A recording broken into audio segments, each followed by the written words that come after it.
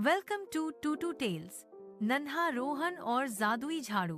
एक छोटे से सुंदर शहर में रोहन नाम का एक प्यारा लेकिन थोड़ा आलसी बच्चा रहता था।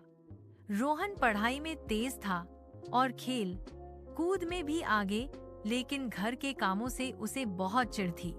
उसका मानना था कि झाड़ू लगाना, बर्तन समेटना और कमरा साफ करना सिर्फ बड़ों का काम होता है। जब भी उसकी माँ उससे कहती, रोहन अपना कमरा साफ कर लो, तो वह झट से बोल देता, माँ मैं बाद में कर लूंगा। बाद में कभी नहीं आता। रोहन की माँ दिन भर घर के कामों में लगी रहती थी। कभी रसोई, कभी कपड़े धोना, तो कभी घर की सफाई। शाम होते होते वह बहुत थक जाती थी, लेकिन रोहन तब भी मोबाइल पर गेम खेलता रहता था या कार्टून देखता रहता था। एक दिन रोहन की माँ को तेज बुखार हो गया।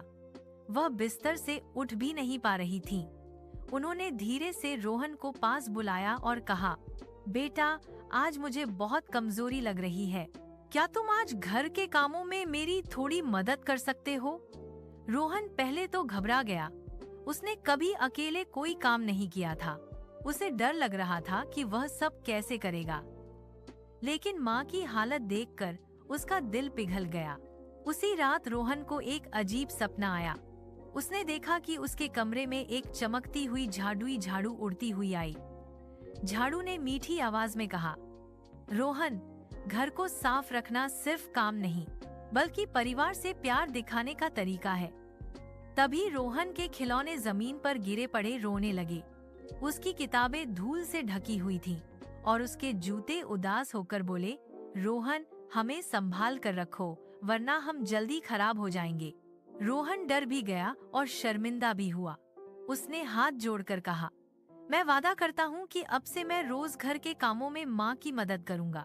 सुबह आँख खुलते ही रोहन को अपना सपना याद आ गया। उसने तुरंत बिस्तर ठीक किया, कमरे की सफाई की, खिलौने अलमारी में रखे और माँ के लिए पानी लेकर आया। माँ उसकी बदली हुई आदत देखकर हैरान रह गईं।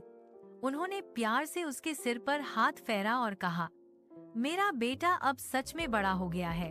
धीरे धीरे रोहन को घर के काम करने में मजा आने लगा।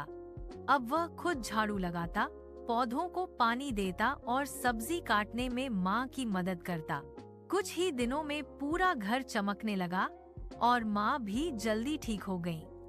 रोहन को एहसास हो गया था कि जिम्मेदारी निभाने से खुशी मिलती है। उस दिन के बाद रोहन गांव के बच्चों को भी सिखाने लगा कि घर के काम करना कोई सजा नहीं, बल्कि समझदारी की पहचान है।